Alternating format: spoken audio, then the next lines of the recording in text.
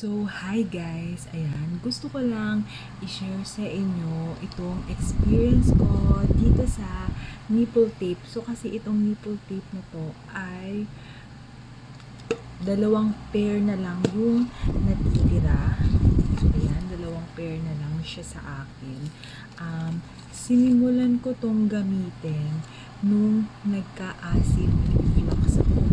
Kasi pag may acid reflux ka, pagka napapadami ka ng kinain, hindi ka makahinga.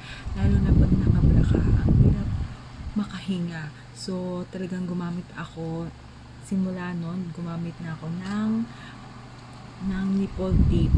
So, yung acid reflux yan, meron din akong kwento dyan.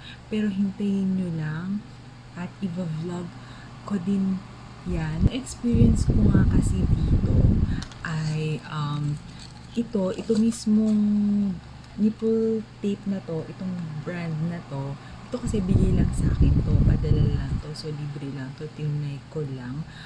Pero yung experience ko dito, reusable kasi siya, nakalagay dito, skin friendly, totoo naman siya na reusable. Isang pair ng ganito ay tumatagal sa akin ng 1 month na rin kasi sobrang mura lang talaga nito.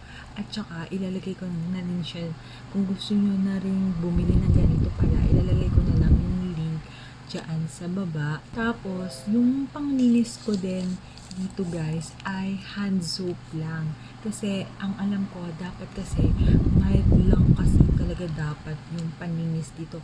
So, pwede din yata yung yung pH care. Oo, yung mga ganun. Yun, pwede din yun kasi mga mild soap lang siya. So, ayun, kayo bahala na. Or may nabibili naman na mga sabon na pang dito talaga. Pero ako, yun na lang, mas makakamura tsaka mas makakatipid din. So, yun lang. Namiss ko talagang mag-vlog at magsalita-salita ng ganito. So, thank you for watching. Bye guys!